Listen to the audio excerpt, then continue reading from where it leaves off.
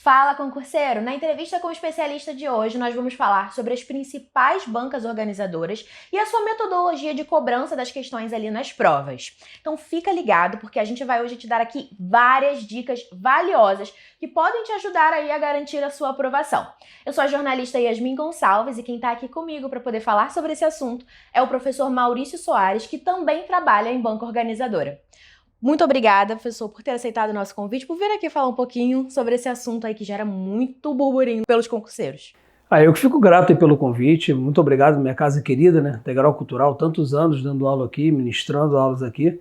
Eu fui coordenador daqui, trabalho aqui há muitos anos. Muito obrigado pelo convite, muito feliz. Ai, que ótimo. Vamos começar, acho que esclarecendo, porque a gente tem concurseiros nos assistindo que são iniciantes também. Então é importante a gente começar esclarecendo algumas questões. Queria que você falasse pra gente um pouquinho sobre qual o papel da banca organizadora. Bom, o papel da banca organizadora é aferir o conhecimento do candidato. Só que, infelizmente, nem sempre elas fazem isso, né? Mas o papel dela deveria ser esse, aferir o conhecimento do candidato e trazer para dentro da administração pública aqueles que são mais bem preparados tecnicamente, aqueles que são mais bem qualificados para ocupar o cargo na administração. Afinal, o que a gente pretende como jurisdicionado, como aqueles que serão atendidos, é ter um servidor público com capacidade de atender bem. Entendi. E como que funciona o processo ali para uma banca ser selecionada para um concurso público? Isso acontece através de licitação, né? E aí a licitação acontecendo, ou pode ser por menor preço, ou então pela própria técnica da banca, mas é por licitação. É sempre por licitação. Muito bom. E qual é a importância para o concurso, né? Ter uma banca organizadora que elabore boas questões ali para poder ajudar a nivelar o conhecimento dos concurseiros, qual a importância disso? Até para os concurseiros entenderem também o impacto da banca organizadora no resultado, às vezes, ali do concurso. A importância é tamanha, é fundamental que seja uma banca qualificada. Até mesmo as maiores bancas examinadoras, até algumas que nós vamos tratar aqui hoje, às vezes dão um grande mole, dão um vacilo em algumas provas, colocam conteúdos fora do edital, isso mata a gente. Teve até um concurso recente, eu sou professor de Direito Constitucional, Direitos Humanos, né? E aí eu dei aula de Direito Constitucional, um conteúdo programático enorme, e chegou no dia da prova, não caiu uma questão de Direito Constitucional na prova. Né? E era uma banca conceituada, uma banca grande, um curso grande que teve. E você fica olhando para uma situação dessa e fala, nossa, o cara estudou, né? Eu dei dica antes da prova, disse que ia cair determinado tema, chega no dia sequer cai a disciplina no concurso. É importante, então, para uma banca examinadora cobrar, primeiro, aquilo que ela mencionou e fazer uma cobrança responsável. A importância reside justamente, né, do candidato ir para uma prova tranquilo. Porque o que tira a tranquilidade do candidato, por vezes, nem é o grau de dificuldade, né? São as pegadinhas numa prova. E pegadinha na prova tem que ser uma pegadinha justa, né? O candidato ele não fica nem tanto chateado quando ele cai numa pegadinha bem feita. Ele fica chateado quando a prova é desonesta. E existem provas que são desonestas e não difíceis. Existe um limiar, um liame entre uma prova desonesta e uma prova difícil. E a importância da banca está aí. E não fazer uma prova desonesta. Aquela onde o candidato fala, pô, não importa o quanto eu estude, né, eu não vou conseguir passar, porque a prova é desonesta, a prova cobra fora do edital, ou ela cobra alguma coisa que nunca cai. Para e raciocina, né? O meu amigo candidato que está acompanhando essa entrevista comigo, né, um conteúdo de direito constitucional. Direito constitucional, numa faculdade de direito, são 5 anos de direito, você faz 2 anos e meio de direito constitucional. É humanamente impossível nós, no concurso público, no curso preparatório, dar todo um conteúdo de direito constitucional. Então é claro que a gente aborda os assuntos mais importantes. E é claro que as bancas têm a tendência de cobrar os assuntos mais importantes e relevantes até para aquilo que está acontecendo no dia a dia do nosso país. E aí chega numa hora da prova, imagina, cobra um assunto que jamais foi cobrado em concurso nenhum. Ou que não tem relevância, só com o intuito mesmo de espizinhar o candidato, de falar, vou cobrar aquilo que nunca ninguém cobrou. De dizer que é uma banca que tem um alto nível de dificuldade, pode ter isso também. Sim, e aí eu não chamo nem de dificuldade, sabe? Eu chamo de desonestidade, de maldade, de crueldade. Né? Veja, uma das grandes bancas examinadoras de concurso público é a FGV, né? E a Sebrasp. E essas duas já fizeram as provas da OAB. em todos os tempos, seja a FGV, Sebrasp, ou até mesmo quando a banca da OAB era a própria OAB, a média de reprovação na primeira fase se manteve constante, entre 85% e 90% de reprovação na primeira fase. Pergunta para o estudante da OAB o que ele acha da prova. Ele vai falar, cara, é desonesta. Não é uma prova difícil. Difícil é quando você estuda, cara, nossa, cobraram um negócio, é desonesto. Nossa, isso é péssimo, né? Isso é Acho que para a imagem do concurso como um todo, porque um concurseiro vai conversando com o outro ali e fica muito ruim. Sim. Eu acho que é importante também a gente falar, inclusive tem um conteúdo aqui no canal sobre isso, que é sobre as possibilidades de recurso. Você mencionou uma questão sobre cobrar coisas que não estão no edital. Isso é passível de recurso, sim, o concurseiro pode correr atrás ali desse prejuízo e às vezes reaver algumas questões que podem colocar ele uma boa classificação. Eu posso falar um minuto sobre isso? Porque agora claro. E assim, desculpa, a gente não combinou sobre isso. Sem problema. É porque eu sou advogado, né, e eu trabalho com essas questões judicializadas em concurso público. Um amigo candidato que está assistindo, e a gente tem uma assistência social dentro do nosso trabalho na advocacia. Tem muitos advogados que fazem isso. Vamos entrar com recurso, com mandado de segurança, e entrem, e façam isso sempre, quando a questão estiver fora do edital. Porque o que está acontecendo é o seguinte, a questão é nitidamente letra A, o gabarito, mas a banca deu letra B. Se aquele conteúdo programático estiver dentro do edital, essa questão não há de ser judicializada. Maurício, eu não sei o que é judicializado. Entrar com ação no judiciário. Não deve ser feita. Porque o STF, nosso Supremo Tribunal Federal, já disse que esse tipo de questão não é passível de ser judicializada. Então tem advogados que cobram dinheiro do candidato, entra com a ação, embolsa o dinheiro do cara, até às vezes consegue uma liminar para o cara fazer um TAF, um teste de aptidão física numa prova de segurança pública, e depois a liminar do cara calha na frente. Porque a decisão do STF continua a mesma. Então, amigo, quando for fazer uma prova dessa, se por acaso acontecer de uma questão fora do edital, entra com ação, legal. Agora, se não for fora do edital, se for só uma divergência de gabarito, não entra com uma ação, não. Não deixa ninguém tomar seu dinheiro, não. Isso é importante. Mais uma dica aí, boa. Como que, após sair o edital, como que o concurseiro deve... Porque às vezes ele começa a estudar, ainda não tem, né? Mas após sair o edital ali, a escolha da banca primeiro a banca organizadora, depois o edital, como que o concurseiro deve moldar a modalidade, a forma dele de estudar com base nisso? Olha, Yasmin, eu acho que, sinceramente, ele sempre deve estudar com base em questões da banca. Seja da prova anterior, e assim que sair a banca mesmo definir, obviamente, com as questões da banca escolhida. Enquanto não tiver, por exemplo, né, a gente está no momento concurso do INSS. A última prova foi feita pela Sebrasp. Então o cara vai estudando questões da Sebrasp. Né? Maurício, mudou a banca, mudou não, né? Será agora FGV, por exemplo, como está aí um burburinho acontecendo. Aí você vai lá e começa só pela FGV. Enquanto não mudar, estude pela banca anterior. Né? Sempre pela banca anterior. Né? E aí estão os alunos meus falando, poxa, eu acho que vai ser FGV. Por quê? Isso é um processo licitatório, como a gente falou. Porque eu ouvi dizer... Bom, não tem um ouvir dizer em concurso público, né? Ou ganhou ou não. Ou ganhou a licitação ou não. E de mais a mais, se você estiver estudando para uma FGV e depois for Sebrasp, ou de Sebrasp ou para a FGV, são bancas com nível de cobrança alto. Você não vai perder nada de mudar de uma para outra quando for, né, determinado uma banca. Então, é sempre através de exercícios. Então, é interessante, uma coisa que é interessante, não estudar por provas anteriores, né? Por provas anteriores, sim por questões anteriores. Por que eu estou falando isso? Prova do INSS, por exemplo, se não me engano, a última foi em 2015. Em 2015 o direito era outro. Não tinha pandemia, as súmulas do STF eram outras, as emendas constitucionais eram outras, isso falando do direito constitucional, que é a minha matéria, né? Então, se eu quero pegar a última prova do INSS para estudar, ele vai estudar um direito obsoleto. Então, não é para estudar pela última prova do INSS, é para estudar pelas últimas questões da última banca examinadora do INSS. E pegando as questões, obviamente, as primeiras, as mais recentes. Então, não é pela prova, é pelas questões.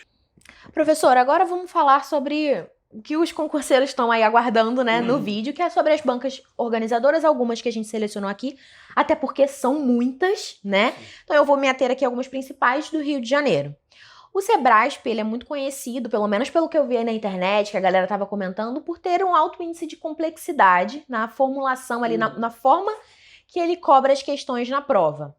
Queria saber, primeiro, você explicar qual é essa forma e qual é a sua visão sobre isso.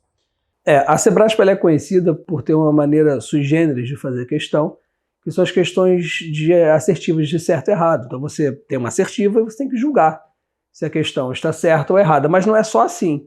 A Sebrasp também faz provas de múltipla escolha tradicional, A, B, C, D e E, como toda banca examinadora faz. E sinceramente, assim, eu sou um pouco contra a maré de todo mundo. As pessoas têm um medo, um pânico da Sebrasp, porque as questões assertivas, certo e errado, para serem julgadas, quando você erra uma questão, ela elimina uma questão certa. Então, se você, por acaso, tem 5 assertivas e você acertou 3 e errou 2, dessas 3 que você acertou, ele vai eliminar 2 e você vai ficar com um acerto. E o candidato tem pânico disso. Mas toda vez que eu erro, eu elimino um acerto. O que o candidato tem que perceber, meu candidato, eu vou parar de olhar para você para falar com ele. Meu amigo, isso acontece para todo candidato. Não é só contra você, não, tá? Não é uma perseguição da Sebrasp contra você, não. Todo aluno vai passar por isso. Então, quando o cara do seu lado errar, também vai tirar a questão dele. E outra coisa, isso é para você desmistificar a Sebrasp na sua cabeça, porque todo entrave e todo problema que você coloca na sua cabeça, ele te prejudica na hora da prova. Tem uma coisa na Sebrasp que eu acho sensacional e que vocês não percebem. Eu, desde moleque, eu sempre sonhei, quando eu pego prova de matemática, eu tenho um problema pessoal com matemática, né? Assim, sei lá, 10 questões, tia Ana Lúcia passando a prova. Eu não sei a questão 2. Era meu sonho de consumo poder pular a questão e não fazer. Fingir que ela não existe. Né? E você tem essa chance na prova da Sebrasp e o cara não aproveita. Porque na prova da Sebrasp, assim, você não pode chutar deliberadamente, senão desiste. Aí é você pedir para não passar na prova. Sebrasp é isso, dá uma dica importantíssima, você não pode chutar. Eu não sei, vou chutar, porque isso era uma dica da nossa mãe, né? Não deixa a prova em branco, meu filho. Sebrasp tem que deixar. No máximo 10% estourando. Mas no caso dessa banca, dessa maneira de fazer prova, não sabe a questão? Pula. Não faz. Você não vai perder o ponto. Isso é sensacional, isso não é ruim, isso é bom. Sabe, as pessoas ficam olhando de uma maneira, mas é muita pegadinha. Toda banca examinadora tem pegadinha. E uma prova mais fácil de fazer, mais leve. Você pega 120 assertivas para fazer. Nossa, 120 assertivas. Você pega uma prova da FGV de múltipla escolha, cada uma tem A, B, C, D e E. Cada questão são 5 assertivas. Então, na verdade, o que você faz numa prova de A, B, C, D e E, de múltipla escolha, é julgar 5 assertivas por questão. Então, assim, não é nenhum bicho de 7 cabeças. As pessoas têm a Sebrasp como uma banca examinadora difícil ou de alta complexidade. Realmente o que você falou está certíssimo.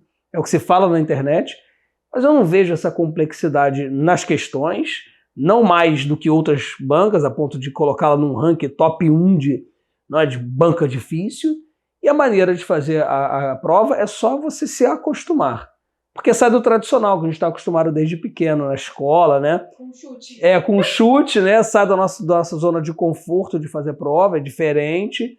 Então, tudo que a gente não está acostumado, às vezes é um pouquinho mais complicado mesmo de começar a promover essa mudança dentro da gente.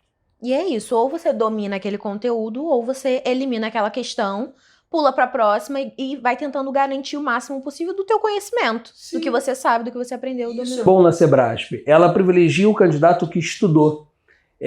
O chute, como existe, né, muitas provas, eu vou chutar tudo A, vou chutar Se ele tiver tudo B. muita sorte. Não, é melhor jogar na Mega Sena. Vai ter sorte assim no outro lugar. Porque para passar na Sebrasp chutando não passa. Não passa. Aí não passa. Realmente nunca vi.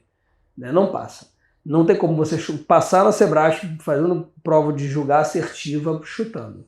Não vai ter como. Né? Isso privilegia o cara que estuda, o cara que está se dedicando, o cara que tem conhecimento. Diferente de uma prova de múltipla escolha. Né? Que você vai pegar, até pro cara colar uma prova de múltipla escolha é mais fácil. E olha pro cara do lado, ele vai copiar tudo.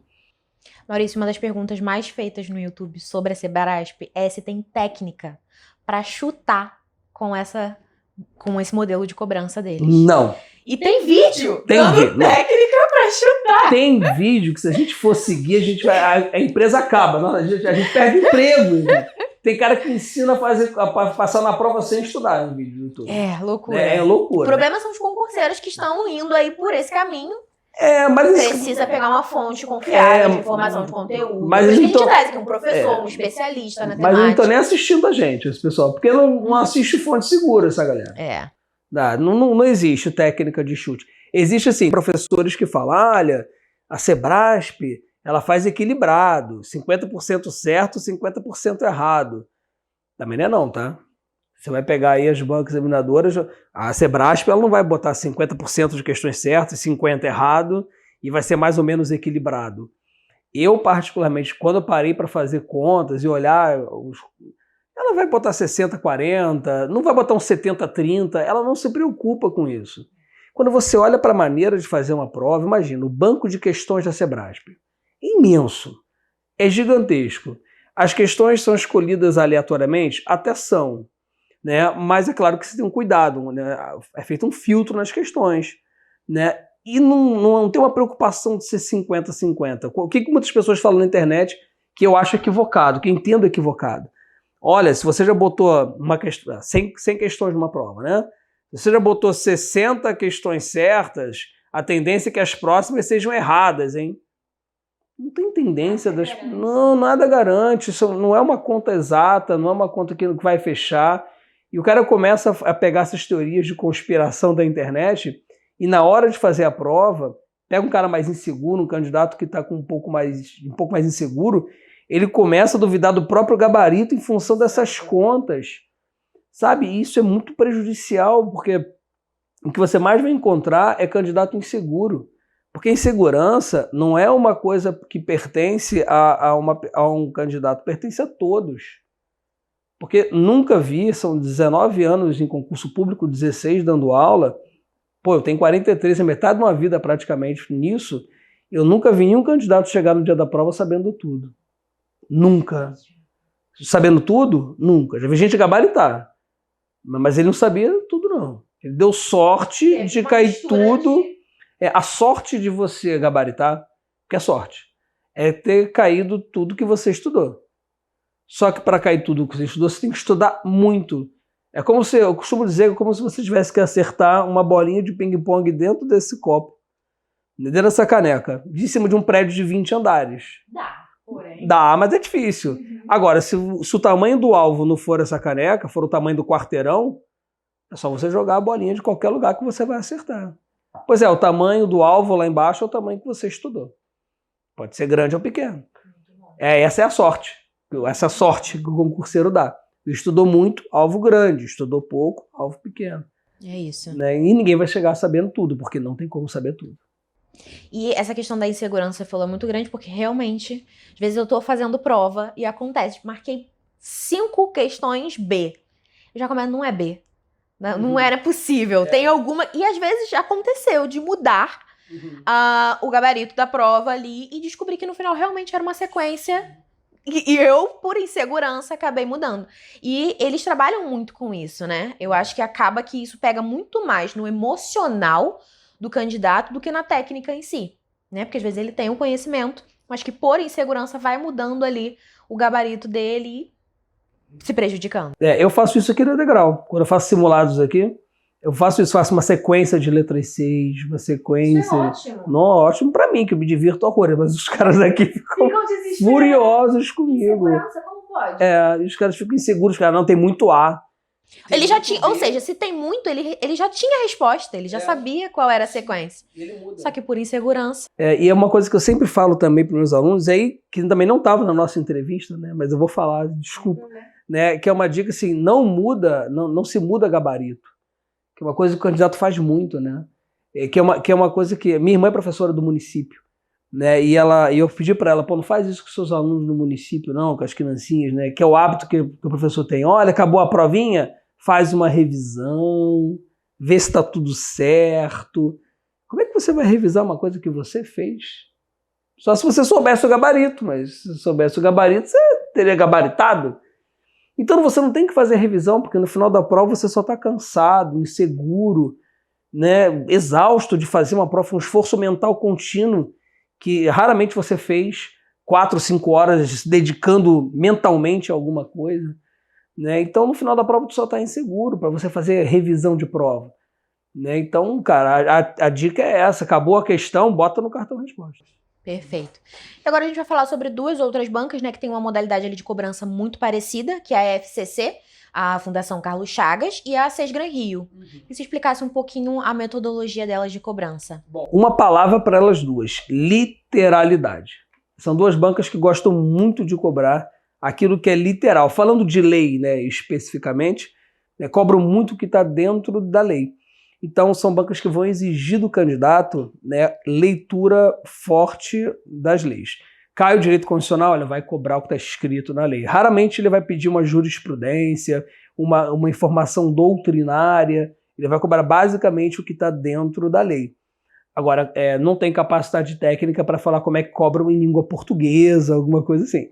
Mas na parte de direito, que é basicamente 80%, 90% de uma prova de concurso, é literalidade. As pegadinhas ficam por conta dessas trocas de palavras, né, trocas de sentenças, alguma coisa nesse sentido. Quanto pior for a banca, pior que eu falo assim, quanto menor for a banca, quanto menos tradicional, pior são as questões. Pior no sentido assim, imaginemos, você tem um determinado artigo da lei que fala que uma comissão vai ser formada em 60 dias. Quanto menor for a banca examinadora, ou quanto menos tradicional ela for, mais fácil a questão vai ser trocar 60 para 90. Uma coisa bem simples, bem basilar, né? Mas quanto menos tradicional for a banca, mais fácil fazer uma questão dessa forma. Ou então, se for uma legislação que não tem doutrina, uma legislação pouco cobrada, né? Uma legislação seca, como, sei lá, você pega um concurso para a Guarda Municipal de Niterói, aí você tem a Lei Orgânica de Niterói, que cobra quantos metros tem que ter da porta do açougue até o balcão do açougue, sabe? Então, assim, e aí o cara vai cobrar quantos metros tem, sabe? Então, e essas duas bancas, em especial, né, que são bem tradicionais, elas cobram de maneira literal. Então, para o candidato que vai fazer concurso da Sesgran Rio e da FCC, eu aconselho a leitura, né, a leitura da lei. Tá? E, para além disso, como a gente já falou, fazer muitas questões de provas anteriores. Por quê? Quando você faz questão de prova anterior, você faz tipo um mapa de calor. Vamos pegar o artigo 5º da Constituição Federal, são 79 incisos. Não cai os 79. Mas de tanto fazer questão, você vai conseguir saber quais são os incisos mais cobrados. É como se você estivesse conhecendo pessoalmente a banca e falar, eu já sei que ela vai falar sobre isso. Sabe, como se fosse nosso parente, eu já sei que ela vai falar sobre isso. Então, você fazendo questões anteriores, você conseguir saber um mapa de calor, essa literalidade. Ótimo. Agora falando sobre a Fundação Getúlio Vargas, né, a FGV, inclusive está aí sendo estimada para o concurso da Receita Federal para 699 vagas de auditor fiscal e analista tributário. Queria que você explicasse um pouquinho sobre o modelo de cobrança dessa prova e o que aguarda, caso ela realmente seja oficializada como a banca organizadora do concurso da Receita, o que aguarda os concurseiros aí? O concurso da Receita é um concurso muito legal. Primeiro assim, e tem muitos alunos que quando a gente fala de concurso da Receita, né, durante a nossa entrevista falam, não, deixa eu fazer outra coisa, porque não é para mim. Né? Falar Receita, o cara já pensa... Né? Mais de 20 mil. Reais de salário. Não, o salário é altíssimo, mas sabe que o concurso da Receita, e aliás, concurso para a área fiscal como um todo, eu costumo fazer uma analogia que assim, sabe aquela pessoa, né, todo mundo quando é adolescente tem hoje em dia os jovens, vocês jovens, chamam de crush, né? Um crush famoso, né? Quando eu era moleque eu tinha uma crush famosa e tal, e você devia ter um e tal. O concurso fiscal é isso. É aquele crush que você é famoso que você acha que nunca vai te dar mole. Mas ele tá doido por você e você não sabe. Porque tem concurso para fiscal que é para você ganhar 12 mil e que a quantidade de inscritos é baixíssima. Ele tá te esperando. E ninguém sabe, e a Degrau Cultural prepara para concurso de fiscal há muitos anos. É tradicional nessa preparação, né? E o cara fica boiando por aí tentando fazer concurso e batendo a cabeça. Né? A FGV, para esse concurso, o que a gente espera dessa prova? Uma prova, né, com aproximadamente 60% de prova literal ainda, Ou seja, ela vai cobrar texto de lei, ela vai cobrar o conteúdo técnico, isso nas outras matérias de contabilidade, vai cobrar conteúdo técnico, doutrinário pesado, mas ela também vai trazer informação daquilo que é moderno, ou seja, nas áreas de direito ela vai cobrar algumas jurisprudências, ela vai cobrar posicionamentos modernos do que está acontecendo no nosso país. Então, assim, é necessário um estudo oxigenado, um estudo daquilo que está acontecendo. Tá? Então, o candidato que está se preparando para esse concurso não se prenda somente àquilo que tradicionalmente cai na prova. Busque informações também novas, informações recentes. Fica ligado no que está acontecendo, porque é uma característica da FGV. Estamos em ano de eleição, não estamos? Então, eu vou falar um pouco, eu sempre puxo sardinha para minha matéria, né? Porque é onde eu tenho mais. Onde eu estou mais confortável para conversar também. Então, assim, estamos em ano de eleição, né? Então, assim, falar sobre o direito político, lá em direito constitucional, em liberdade de expressão, né? Todas essas questões que envolvem o nosso país hoje em direito constitucional, pô, legal você estudar. Saber um pouquinho sobre o STF.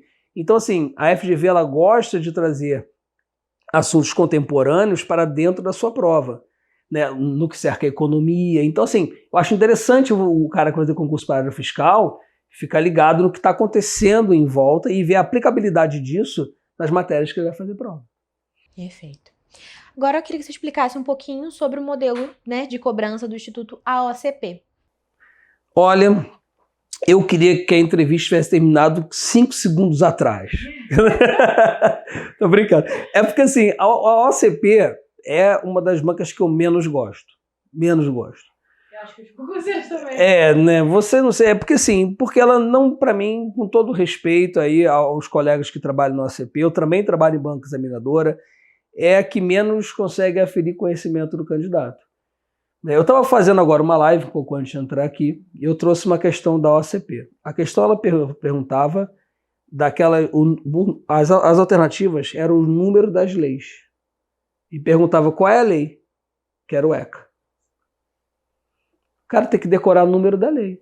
A letra A era LDB, a letra B era LDB, sabe? Então, é uma banca examinadora que ela é extremamente literal.